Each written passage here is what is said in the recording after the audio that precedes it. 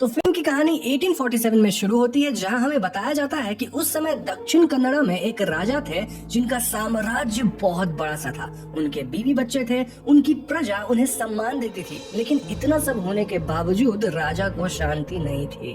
वो किसी कारणवश सुखी नहीं थे, वो हमेशा विचलित रहते थे और उन्हें नींद तक नहीं आती थी। इस आत्मिक शांति की खोज में राजा कई मंदिर गए, कई साधु लोग से मिले, लेकिन कोई फायदा नहीं हुआ। फाइनली एक पंडित राजा को बताते हैं कि उन्हें अकेले एक सफर पे जाना होगा, जहां वो ऐसी एक शक्ति को खोजे जिससे उन्हें शांति मिल सके। ऐसे में राजा अकेले सफर पे निकलते हैं, लेकिन किसी भी मंदिर या गुरु के पास उन्हें शांति नहीं मिलती। इसीलिए फाइनली वो जंगलों में जाते हैं और एक दिन उन्हें वहाँ गग्गरा की आवाज सुनाई देती है। राजा इस आवाज से डरते नहीं, बल्कि उन्हें लगता है कि ये आवाज प्यार से उन्हें पुकार रही है। वो उसके पीछे पीछे जाते हैं और वहाँ उन्हें एक पत्थर दिखता है, जिसके सामने राजा अपना वेपन सरेंडर करते हैं। इस क्षण में राजा को आत्मिक शांति मिल जाती है और वो इस पत्थर को अपने साथ ले जाना चाहते हैं। लेकिन तभी गांव के लोग वहाँ आते हैं और वो राजा से कहते हैं कि आपको जो चाहिए वो ले जाइए, लेकिन आप हमारे दैवा पंजोरली को नहीं ले जा सकते। तभी अचानक गांव वालों में से एक इंसान के अंदर दैवा खुद आ जाते हैं और वो राजा से कहते हैं कि अगर तुम मुझे अपने साथ ले जाओगे तो इन गांव वालों की रक्षा कौन करेगा।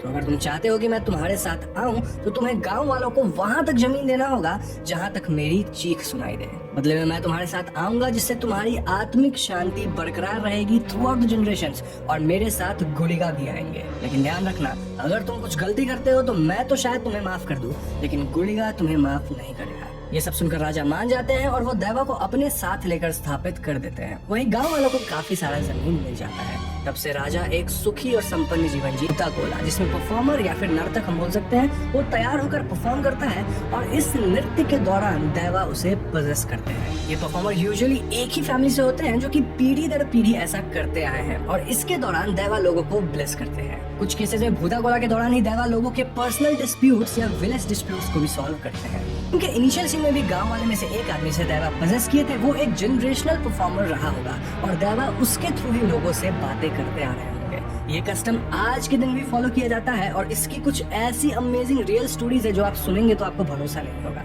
एनीवेज, अब जबकि आपको कोस्टा रिका के कल्चर के बारे में थोड़ी बहुत जानकारी हो गई है, आप फिल्म की कहानी को आगे ठीक ढंग से समझ पाएंगे। 1970s में उसी गांव में एक भूता कोला हो रहा था, जहां शिवा नामक बच्चे के पिता परफॉर्म कर रहे होते हैं। कोला के दौरान हम देखते हैं कि उस राजा का वंश, यानी उनके बेटे का बेटा या ऐसा ही कोई जनरेशन वाला होगा, वो गाँव वाले से जमीन वापस लेने के फिराक में होता है। वो कहता है कि वो कोर्ट जाकर सारा जमीन अपने नाम करा लेगा, और इस पॉइंट पे परफॉर्मर के अंदर दैवा आते हैं और वो कहते हैं कि तुम्हारे वंश की शांति के लिए जमीन गाँव वालों को मिला था, तो अगर तुम्हें जमीन चाहिए तो मिल जाएगा, लेकिन तुम्हारी शांति भी खत्म हो जाएगी। अब ये सब सुनने के बाद ही वो इंसान दैवा को ना तो मान रहा था, मोरओवर वो ये तक कह देता है कि ये बातें दैवा बोल रहे हैं या फिर परफॉर्मर बोल रहे हैं। इस पॉइंट पे दैवा क्रोधित हो जाते हैं और वो कहते हैं कि तुम्हारा फैसला तो कोर्ट के सीढ़ियों पे ही हो जाएगा, और रही बात कि मैं दैवा हूँ या परफॉर्मर, तो अगर आज के बाद मैं तुम्हें कभी दिख गया तो समझना मैं परफॉर्मर वरना दैवा। ऐसा कहकर शिवा के पिता मशाल लेकर जंगल में दौड़ जाते हैं और वो एकदम से गायब हो जाते हैं। इस दिन के बाद शिवा के पिता को कोई नहीं देखा, और रही बात उस राजा के वंश की, तो वो इंसान सच में कोर्ट की सीढ़ियों पे खून की उल्टी करके मारा जाता है। अब यहाँ से कहानी 1990s में आती है, जहाँ शिवा अब बड़ा हो चुका है और हम उसे कम्बड़ा में पार्टिसिपेट करते देखते हैं। इस रेस में शिवा काफी तेज भागता है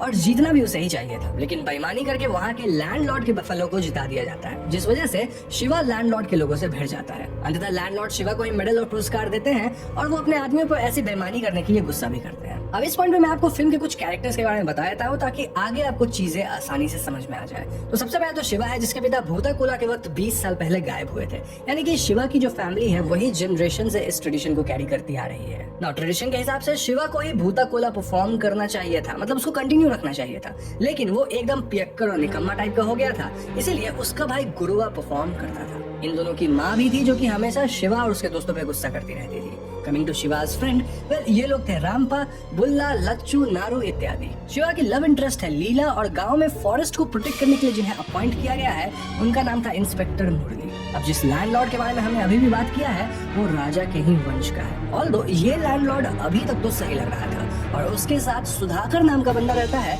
जिससे कमला के वक्त शिवा फिर गया था। तो कहानी में हम आगे जान पाते हैं कि शिवा और उसके दोस्त लैंडलॉर्ड का छोटा मोटा काम कर देते थे, चाहे वो लीगल हो या इलीगल। फॉर एग्जाम्पल किसी जंगली सुअर को मार देना, शिकार करना, वुड वगैरह काटना इत्यादि। और ऐसे में लैंडलॉर्ड इन्हें कुछ पैसे दे देता था या फिर दारू वगैरह पिला देता था। लाइफ सही चल रही थी, लेकिन ये नया इंस्पेक्टर मुरली इनके नाक में दम करने लग गया था। वो लोकल्स को पेड़ वगैरह काटने से रोकने लगा था, उनके कल्चरल बिलीफ्स को नहीं मान रहा था और शिवा और गैंग को शिकार करते हुए वो पकड़ना भी चाहता था। ऐसे में शिवा का सामना एक दो बार इंस्पेक्टर से हो जाता है और इनके बीच काफी झगड़ा वगैरह भी होता है और हम समझ पाते हैं कि ये दोनों एक दूसरे के दुश्मन बन चुके हैं। बेसिकली कहा जाए तो इनके बीच थोड़ी तनाव बढ़ जाती है और सब कुछ प्रॉब्लमेटिक तब हो जाता है जब इंस्पेक्टर इस पूरे एरिया को रिजर्व्ड फॉरेस्ट घोषित करने पे तुल जाता है। इस सब के दौरान हम देखते हैं कि शिवा को बार बार अपने पिता के गायब होने वाले दृश्य सपने में आता था और एक बार तो उसे जंगल में एक जंगली सुअर दिखता है जो कि गग्गरा और ऐसे ही आभूषण पहने थे, which means कि वो कोई नॉर्मल सुअर नहीं था। इन सब के अलावा शिवा को कई बार अपने सपने में दैवा भी दिखते थे। खैर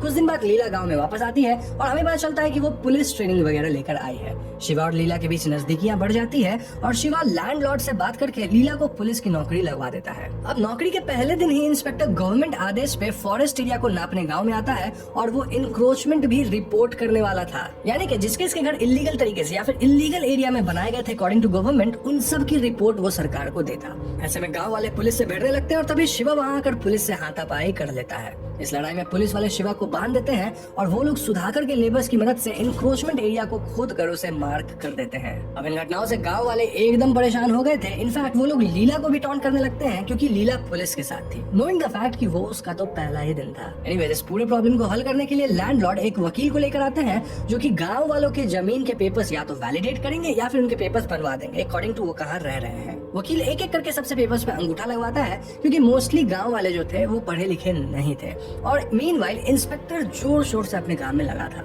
ऐसे में शिवा उसके दोस्त इंस्पेक्टर से पंगा लेने लगते हैं। वो शिकार करते हैं, वो और भी पेड़ काटने लगते हैं ताकि इन सब से इंस्पेक्टर का तबादला हो जाए। मोरोवर शिवा कई बार सुधाकर और लैंडलॉर्ड के लोगों से भी भिड़ जाता था, ऑल्दो लैंडलॉर्ड का शिवा से कुछ खासी प्रेम था।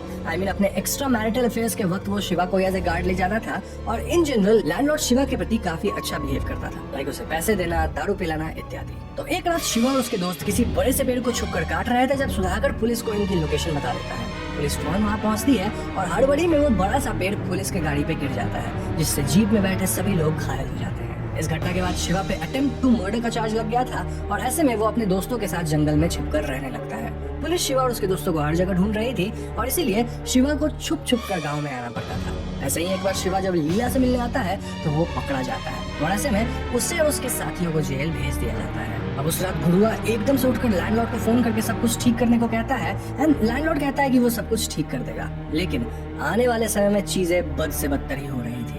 शिवा और उसके दोस्त जेल में ही थे और पुलिस अब भी पूरे एरिया को रिजर्व फॉरेस्ट घोषित करने पे तुली थी। तो एक दिन लैंडलॉर्ड अपनी जीप में कहीं जा रहा होता है जब रास्ते में उसे गुरुआ दिखता है। लैंडलॉर्ड गुरुआ को अपनी जीप में बिठा लेता है और वो एक जगह पे ले जाकर गुरुआ से कहता है कि कैसे ये पूरा जमीन उसका है और अगर गुरुआ चाहे तो वो उसे 5 एकड़ जमीन दे देगा। बदले में गुरुआ को अपने परफॉर्मेंस के समय बस ये बोल देना है कि गांव वाले सारा जमीन लैंडलॉर्ड को लौटा दे। जी हाँ दोस्तों, यहाँ हमें लैंडलॉर्ड का असली खेल समझ में आता है और गुरुआ ऐसा करने से मना कर देता है। गुरुआ कहता है कि दैवा कभी ऐसा होने नहीं देंगे और ये सुनकर लैंडलॉर्ड गुरुआ को ही मार डालता है। फिर वो सुधाकर की मदद से गुरुआ के लाश को गांव में ठीक वहीं छोड़ देता है जहां भूता कोला हुआ करता था। गांव वाले गुरुआ को मृत पाकर बहुत परेशान होते हैं और अगले दिन लैंडलॉर्ड इनके पास आकर सांत्वना जताने लगता है एज इफ उसे पता ही नहीं कि गुरुआ को कौन मारा है। दूसरी तरफ इंस्पेक्टर को पता चलता है कि लैंडलॉर्ड ने अपने वकील की मदद से इन गांव वालों से पूरा जमीन अपने नाम करवा लिया है और अब लीगली सब कुछ लैंडलॉर्ड का हो चुका है। गांव वाले पढ़े लिखे नहीं थे और इसी बात का फायदा उठाकर लैंडलॉर्ड इनके जमीन को लीगली हड़प चुका था। ऐसे में इंस्पेक्टर डिसाइड्स कि वो गांव वालों की मदद करेगा और इस पॉइंट पे हम समझ पाते हैं कि इंस्पेक्टर कोई बुरा आदमी नहीं था, बल्कि वो बस फॉरेस्ट को बचाना चाहता था, चाहे उसके लिए उसे किसी से भी भिड़ना पड़े। एनीवेज इसके बाद गांव वाले गुरुआ के मौत की खबर जेल में शिवा तक पहुंचाते हैं और ये बात पता लगता है शिवा एकदम टूट जाता है। यहाँ मैं आपको बता दूं कि जिस दिन गुरुआ को मारा गया था उसी रात शिवा को एक सपना आया था जिसमें गुरुआ दैवा के रूप में उसके सामने रो रहा था। Moreover through the movie Shiva को हमेशा दैवा के सपने आते थे। खैर coming back to story, landlord को पता लगता है कि इंस्पेक्टर शायद उसके काम में टांग अड़ा है, इसीलिए वो शिवा को जेल से छुड़ाकर उसे ये कह देता है कि गुरुआ को इंस्पेक्टर ने मारा है। ये सुनकर शिवा तुरंत लोहार के पास जाकर अपनी तलवार को शार्प करने लगता है ताकि वो इंस्पेक्टर को मार डाले। लेकिन यहाँ लोहार शिवा को बताता है कि जिस दिन गुरुआ मारा गया था उस दिन उसने गुरुआ को जीप में लैंडलॉर्ड के साथ देखा था और वापस आते वक्त लैंडलॉर्ड अकेला था, यानी कि गुरुआ को लैंडलॉर्ड ने मारा है। शिवा इस टाइम पे नशे की हालत में था, लेकिन वो भी ये बात समझने लग जाता है और इस बात की कंफर्मेशन तब मिल जाती है जब लैंडलॉर्ड के आदमी शिवा को भी मारने की कोशिश करते हैं, इंक्लूडिंग सुधाकर। इस लड़ाई में शिवा उन पे भारी पड़ता है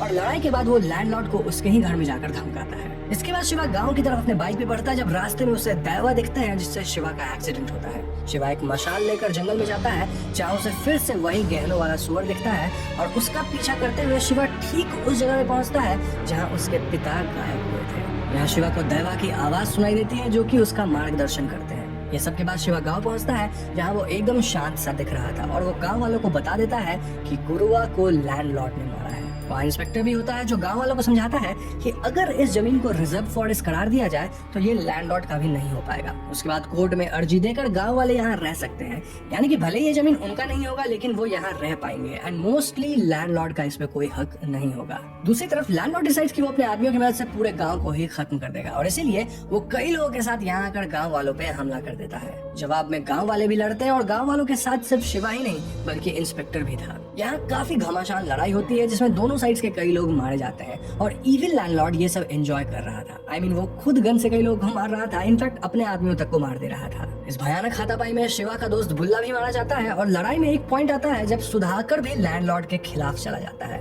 and through out the movie हम देख रहे थे कि सुधाकर भले ही बुरा आदमी था लेकिन उसको बहुत ज्यादा बुरा काम करने में थोड़ा सा अजीब लगता था एंड एंड में वो पलट ही गया। लेकिन इसका परिणाम ये हुआ कि लैंडलॉर्ड सुधाकर को भी मार डालता है। शिवा लड़ते हुए लैंडलॉर्ड की तरफ बढ़ता है लेकिन लैंडलॉर्ड का एक ताकतवर आदमी शिवा के गर्दन को पकड़कर उसे हवा में लटका देता है। ऐसे में शिवा का शरीर शांत पड़ जाता है और एज ए व्यूअर हमें लगता है कि शिवा मारा गया। शिवा के मौत के साथ लैंडलॉर्ड अपनी जीत घोषित करता है और वो गांव वालों को उल्टी सीधी बातें बोलना शुरू करता है। तभी एज ए व्यूअर हम देखते हैं कि दैवा शिवा के पास आकर चिल्लाते हैं और इसके साथ शिवा उठकर खड़ा होता है। लेकिन दोस्तों शिवा नॉर्मल नहीं था बल्कि पूरी तरह से पोसेस था। जी हाँ, उसे देखकर क्लियर था कि उसके अंदर गुलिगा आ चुके हैं और वो एक एक करके लैंडलॉर्ड के सभी लोगों को मार गिराते हैं एकदम सुपरनैचुरल सा पावर डिस्प्ले करके। फिर शिवा के थ्रू गुलिगा दैवा लैंडलॉर्ड से कहते हैं कि तुम इतना पाप जो किए हो तो तुम्हें क्या लगा कि तुम बच जाओगे। पंजुटली दैवा शायद तुम्हें माफ कर दे लेकिन मैं नहीं करूंगा, तुम्हारे खून से यहाँ की मिट्टी को सींचा जाएगा। और ऐसा कहने के बाद वो लैंडलॉर्ड को मार गिराते हैं।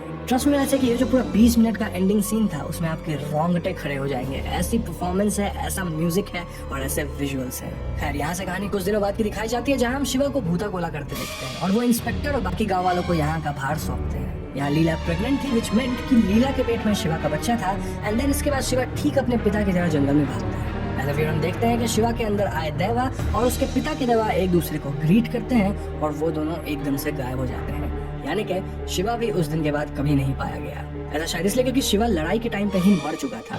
उसे बस ये एक्स्ट्रा जिंदगी कुछ देर दैवा दिए थे ताकि वो अपना काम पूरा कर सके। फिर सीन में शिवा का बेटा थोड़ा बड़ा हो चुका है और उसे शिवा का दोस्त उसकी कहानी सुना रहा है। इट शोज कि आगे चलकर शिवा का बेटा भी भूता कोला में नर्तक होगा और उसके अंदर भी दैवा आएंगे। यहीं पे फिल्म खत्म हो जाती है।